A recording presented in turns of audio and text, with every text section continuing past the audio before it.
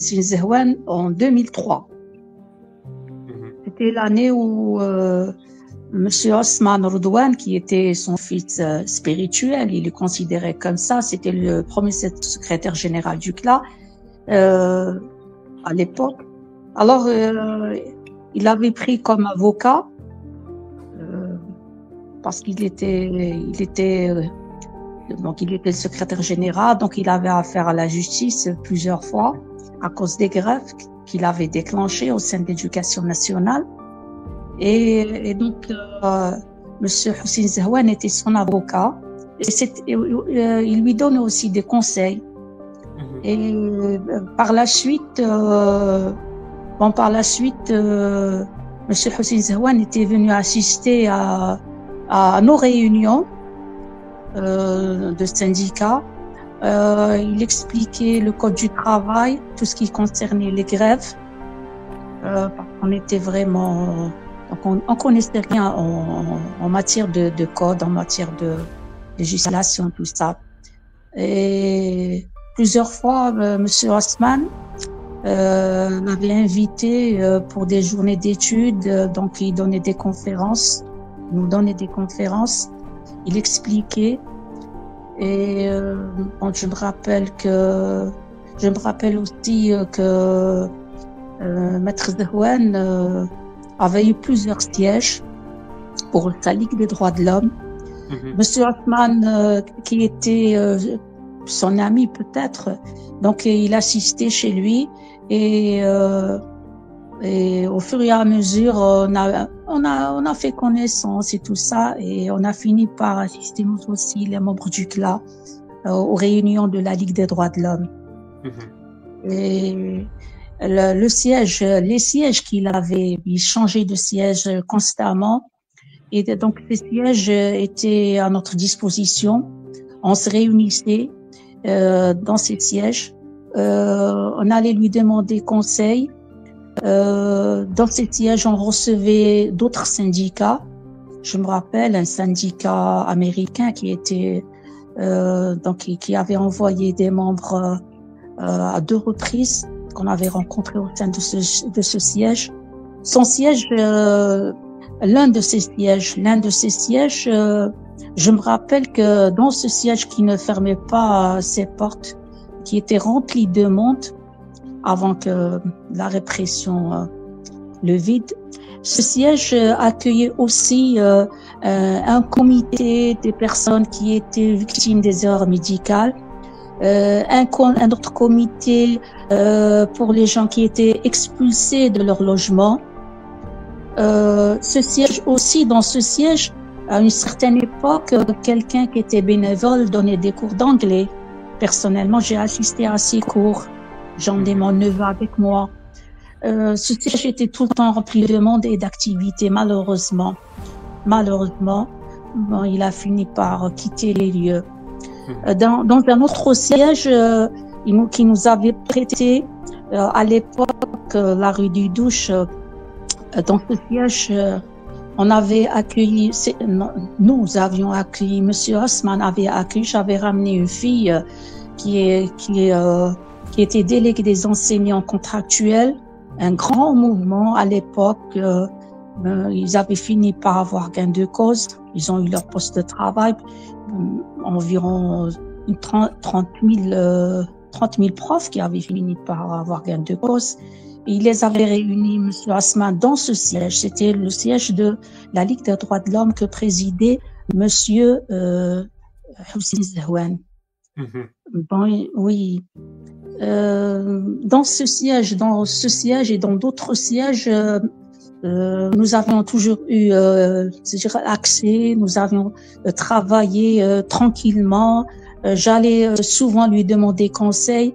Par exemple, pour le dépôt du dossier pour avoir l'agrément du CLA, le deuxième dossier, le premier a été refusé après des années, nous avions déposé un autre dossier et c'était l'adresse de la Ligue des droits de l'homme de M. Zehwan, c'était l'adresse du CLA.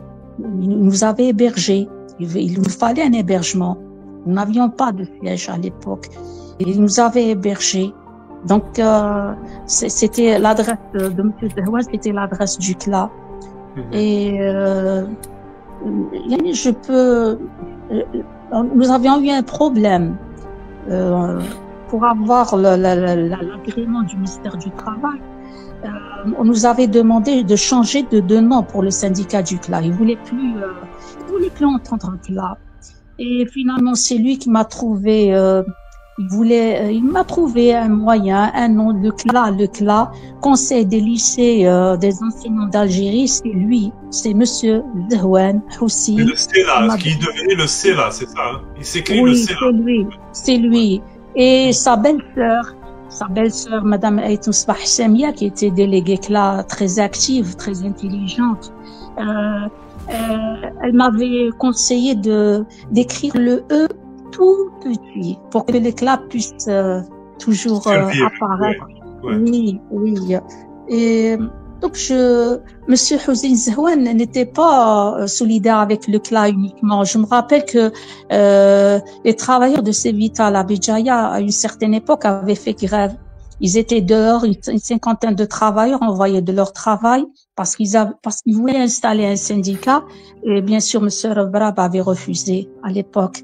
Et il les avait mis dehors. Donc, Monsieur Hossein Zehwan a fait pression. En fin de compte, ils n'ont pas été intégrés, mais au moins, il les avait indemnisés. Donc, ils ont accepté l'indemnisation et ils avaient quitté les lieux. C'est-à-dire, beaucoup de travailleurs faisaient appel à Maître Zehwan. Je dois rappeler que Maître Zehwan faisait cela bénévolement. C'était un avocat bénévole. C'était un avocat bénévole.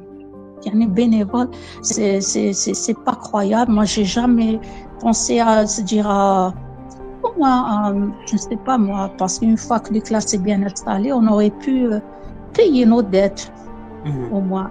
Moi, j'ai oublié, on était tout le temps dépassé par les mouvements de grève et tout ça, et la pression. Je dois dire aussi que Maître Zehwan nous a permis, nous les membres qui étaient proches de lui, nous a permis de connaître d'autres avocats qui étaient membres de la Ligue des droits de l'homme et ils nous ont rendu service. Je peux citer Maître Limziane. Il ne travaille plus. Je crois qu'il est parti en retraite, Maître Limziane. Monsieur Zouaoui aussi de Blida nous rendait service aussi. Ces gens-là étaient invités dans des réunions où on assistait. Par exemple, une réunion où il y avait Monsieur Ousmane Redouane, Maître Zehwan et tout ça. C'était réservé ces réunions au Harraga à l'époque, qui étaient portés disparus, qui étaient en prison en Tunisie avant que Ben Ali ne s'enfuit. Donc, les activités auxquelles participait Maître Zehwan étaient nombreuses. Monsieur Maître Zehwan nous a appris à ne pas avoir peur. Voilà. Parce qu'il nous expliquait le code du travail. Et c'est-à-dire qu'on pouvait avancer sans avoir peur. Pas parce qu'il nous protégeait, mais parce que il nous expliquait le code du travail, tout ce qui concernait les grèves et tout ça. Qu'est-ce que je dois encore ajouter? Les dernières années, Monsieur Maître Zehwan, je crois que il avait fini par, je ne sais plus moi. Il changeait de siège et finalement, moi, personnellement, j'ai pas perdu sa trace parce que j'habite près de chez lui. Donc, je le rencontrais souvent. Un bonhomme, un grand monsieur qui était modeste. Il prenait le bus. Il n'a pas de voiture, il n'a pas de chauffeur, il n'a pas de villa. Il prenait le bus comme tout le monde, sinon il marchait à pied. Ça fait même pas un mois, je l'ai rencontré Boubar Mohamed El Khamis, il allait vers le Tulémli pour rentrer chez lui.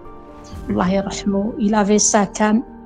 Il avait des problèmes de santé, d'équilibre. Oui, il marchait à pied, il allait, il revenait.